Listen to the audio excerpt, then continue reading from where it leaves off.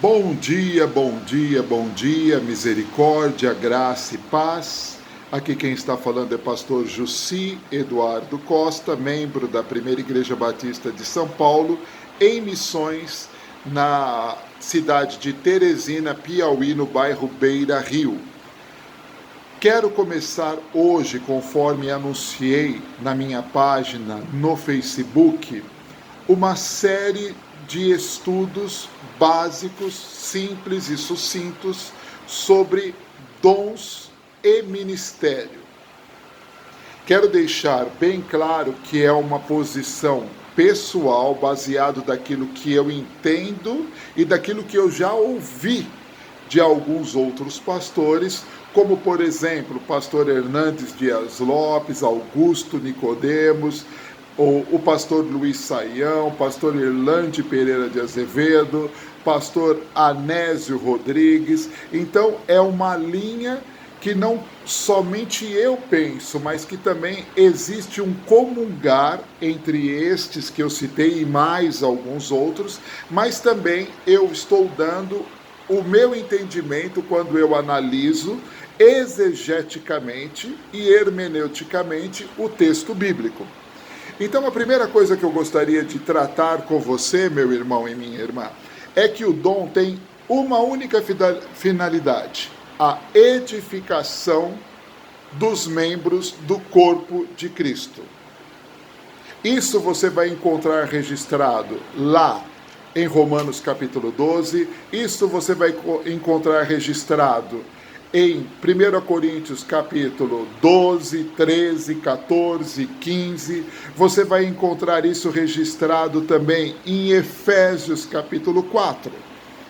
Você vai encontrar que os dons têm a única finalidade de edificação, de fortalecer, de agir e operar para o bem dos membros do corpo de Cristo, chamado igreja.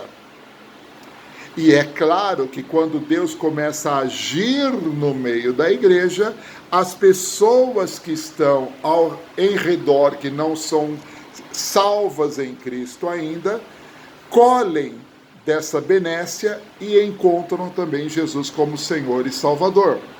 Por isso, lá em Atos, tanto no capítulo 2 como lá no capítulo 4, você vai encontrar o relato de que a igreja caía na graça do povo.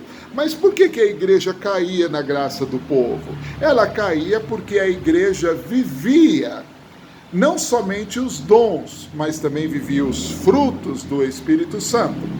Porque dom é algo de Deus, concedido a cada um de nós, membros do corpo de Cristo, pelo Espírito Santo, para aquilo que for útil para o benefício, a edificação, fortalecimento, crescimento da igreja do Senhor Jesus Cristo.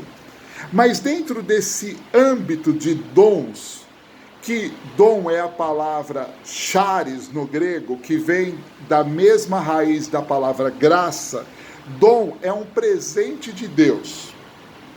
E este presente, ele é dado de duas maneiras específicas. Existem os dons ministeriais vocacionais e os dons espirituais temporários, transitórios, que são aqueles dons que não são marcas perenes e de prosseguimento numa vida, ok?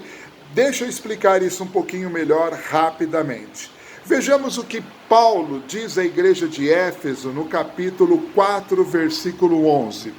Ele diz que Jesus deu à igreja apóstolos, profetas, evangelistas, pastores e doutores, ou mestres.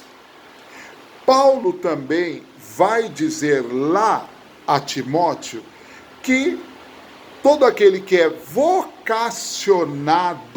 que tem um dom vocacional, chamado para o episcopado, para ser bispo, então já encontramos o bispo. Encontramos também tanto Paulo como Pedro tratando o assunto presbíteros, como também encontramos lá em Atos capítulo 6, a institucionalização do ministério vocacional através do dom da diaconia.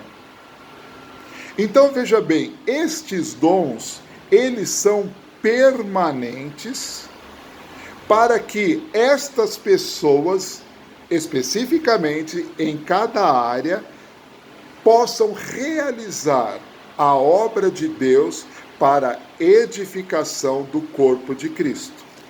Mas existem os dons temporais ou transitórios, como também chamam, que são aqueles dons registrados na galeria de 1 Coríntios 12.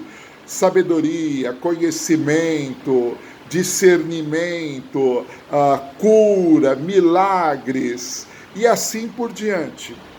Esses dons são transitórios.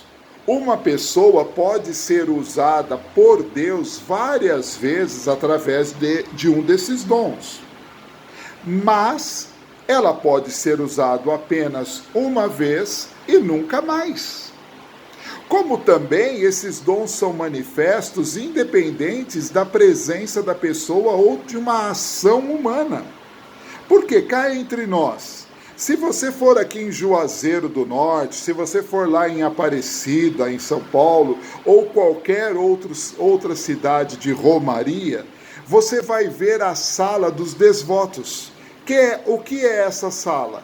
É a sala onde as pessoas vão depositar alguma coisa relacionada a uma graça alcançada. E a maioria das graças alcançadas é a cura. Algumas através da medicina, mas muitas alcançadas através de algo sobrenatural. E não é o diabo que realizou isso, é Deus pela sua misericórdia. Embora muitas pessoas atribuam isso a santos, atribuam isso a imagens de escultura, estas pessoas estão cegas. Porque nós sabemos que este operar vem de Deus. Tanto é que o diabo tenta até copiar. Você já ouviu falar da cirurgia espiritual? Pois é, um guia se apodera lá do cavalo ou do médium e realiza uma cirurgia espiritual. Eu já vi, de cada 10 casos, 11 que a pessoa fez essa cirurgia espiritual, ela tem um alívio temporário daquele problema, mas alguns meses ou alguns anos à frente, quando a máscara do inimigo cai, a pessoa está com um problema tão grave, que a medicina não tem mais o que fazer. Eu já vi vários casos assim, como disse, de cada 10, 11. Essas cirurgias espirituais são obras do diabo. Agora, o Espírito Santo, por graça e misericórdia, opera na vida mesmo daqueles que não têm conhecimento de entender que o único que perdoa, salva, sara, é o Senhor Jesus através do Espírito Santo. Mas cada um dará conta de si mesmo no dia final. Não estamos aqui para tratar este assunto. Agora, estamos aqui para tratar que os dons transitórios são aqueles dons que uma pessoa pode ser usada hoje, mas nunca mais. Por quê? Nós não temos no seio da igreja milagreiros. Nós não temos rezadeiras. Nós não temos curandeiros. Nós temos servos de Deus que são usados com um propósito específico para a glorificação do nome de Deus. É por isso que se você apontar para um monte e disser, lança de daqui para lá, esse monte não vai. Ah, pastor, mas Jesus disse que se você tiver fé do tamanho do grão de mostarda, você dirá àquele monte, sai daí e te lança-te no mar, e o monte há de se lançar. Eu já fiz isso e isso nunca aconteceu e eu tenho fé. Mas não vai acontecer mesmo. Qual é a finalidade do monte sair da onde ele está e ir para outro lugar? Há uma finalidade na obra de Deus? Há uma finalidade na edificação da igreja? Há uma finalidade de salvação? Há uma finalidade de glorificar o nome do Senhor? Se não há, meu querido, desculpe, vai ser que nem uma piadinha que eu ouço há muitos anos, desde os meus tempos na Faculdade Presbiteriana Independente, de um determinado pastor antigo, já falecido, que ele costumava dizer para as pessoas que iam na sua igreja: larga a muleta, larga a muleta, larga a muleta. Aí teve um dia que alguém largou a muleta, caiu, aí ele falou: por favor, alguém ajuda esse coitadinho a levantar. Não funciona. Somente se Deus operar para a glória do nome dele e por um propósito específico, os dons transitórios farão parte da tua vida e da minha vida. Agora, os dons ministeriais, não. Os dons ministeriais vocacionais, eles são permanentes. Por isso, ele, Jesus, o Senhor e Salvador da igreja, deu pelo Espírito Santo que ele enviou para estar no seu lugar, aqui neste mundo, convencendo o pecador dos seus pecados e edificando a igreja, ele deu, do meio da igreja, homens e mulheres com dons ministeriais, vocacionais permanentes. Exemplo, presbítero, vem da palavra grega, o velho. Eu acho interessante um rapaz de 20, 24 anos ser presbítero. Como é que um rapaz de 24, 30 anos pode ser presbítero se ele não tem experiência de vida? O presbítero, além de ter uma capacitação espiritual, ele precisa ter um conhecimento de vida. Vida com Deus e vida também secularmente. A palavra diácono é ministro, mas qual é a função do diácono? A função do diácono nada mais é do que cuidar da beneficência cristã. Não é a função do pastor, não é a função do bispo, não é a função do presbítero cuidar da ação social de uma igreja. É a função do diácono. Para isso eles foram instituídos. Leia Atos capítulo 6, que houve esta necessidade e foram constituídos diáconos. E isso valida o que Jesus disse lá em Mateus capítulo 16, que tudo que a igreja ligar no céu será ligado na terra. A igreja ligou na terra, lá no céu, o ministério de diaconia e permanece até os dias de hoje.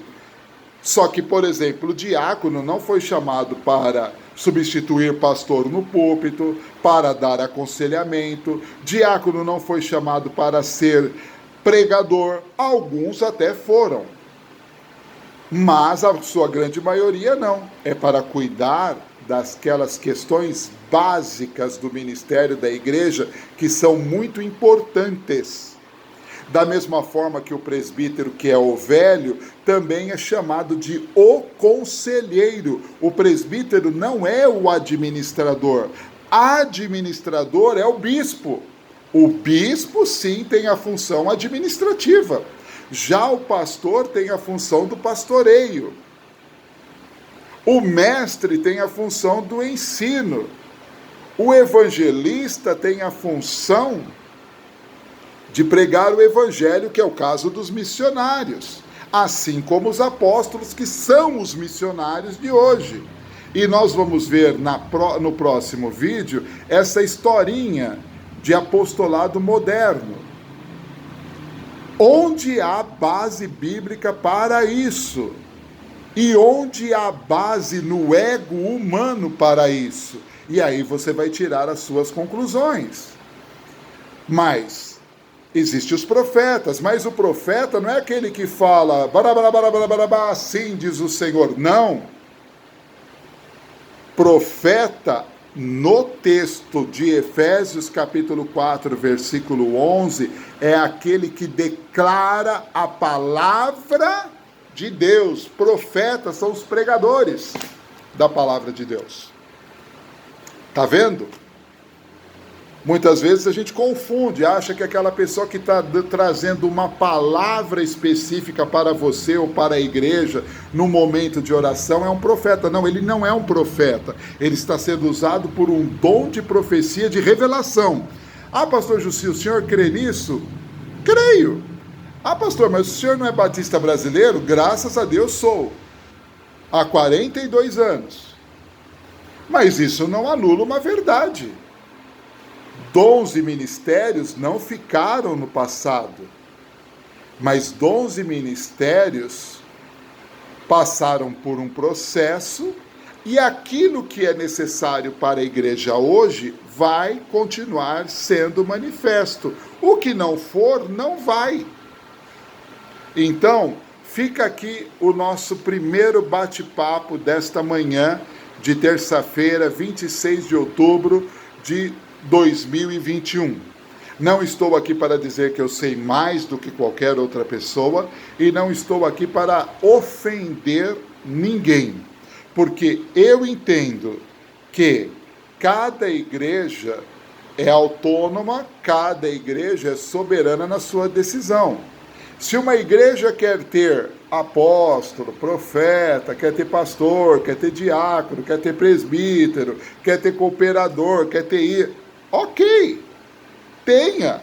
Da mesma forma que a igreja presbiteriana tem os pastores chamados de reverendo, tem os presbíteros e tem os diáconos.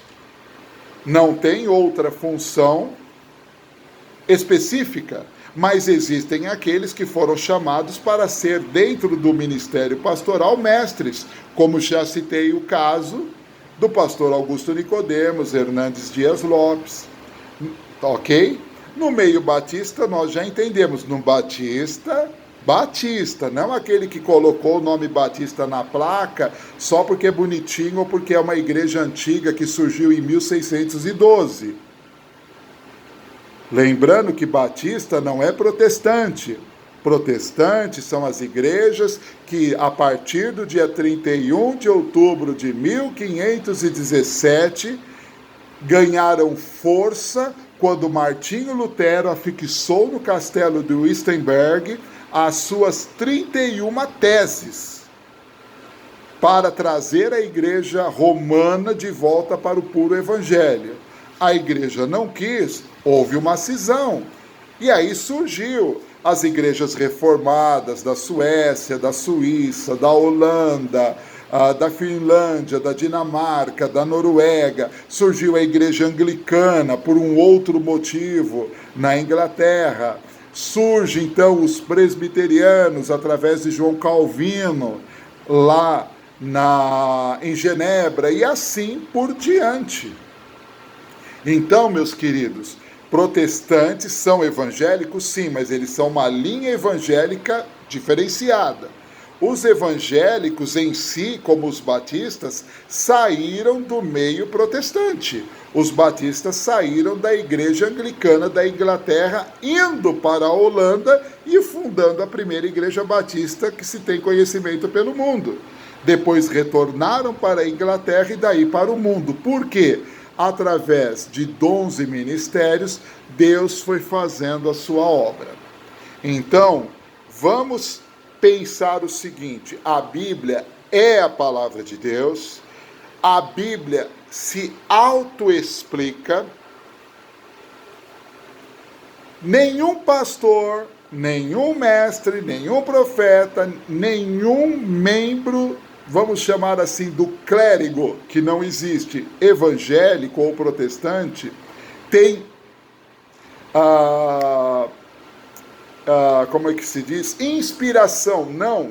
Pregadores, pastores, bispos, presbíteros não têm inspiração. Inspiração só houve sobre aqueles servos de Deus, independente se foram apóstolos ou discípulos, para compilar e concluir a Bíblia Sagrada.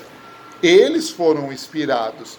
Nós, membros do corpo de Cristo, temos a iluminação do Espírito Santo para compreender os textos bíblicos, mas não para traduzir os textos bíblicos naquilo que me autossatisfaz ou para alcançar os meus desejos egocêntricos. Como já disse, inclusive na última mensagem que eu preguei numa igreja aqui em Teresina, eu disse, eu não sou um pregador motivacional e não sou um pregador coach. Tanto é que o tema da minha mensagem nesse domingo é: tudo o que é ruim, tudo o que está ruim pode ainda piorar. Isso atrai alguém? É claro que não. Mas pela graça Deus manifesta a sua obra e pessoas são convertidas e a igreja é edificada. Fica aqui a minha palavra para vocês, já tomei muito tempo nessa primeira bate-papo. Então, se você gostou, deixa o seu comentário. Se quiser deixar like ou não, para mim tanto faz. Se você quiser fazer uma pergunta, também sinta-se à vontade, porque eu não me guio por vista, eu me guio por fé. Eu não me importo se eu tenho 1 milhão de seguidores ou uma pessoa me assistindo. Se uma pessoa assistir e for abençoada, eu já me sinto mais do que feliz, porque particularmente eu não passo de um servo inútil. Que Deus te abençoe e te dê uma ótima semana. E nesta semana ainda o segundo vídeo, e nós vamos falar de um assunto complicado, que é o apostolado moderno, e a gente vai ver dentro deste apostolado que papo é esse de cobertura espiritual, que papo é esse que eu preciso da bênção do pastor ou do apóstolo para sair da minha igreja. A gente conversa sobre isso. Deus te abençoe, um bom dia.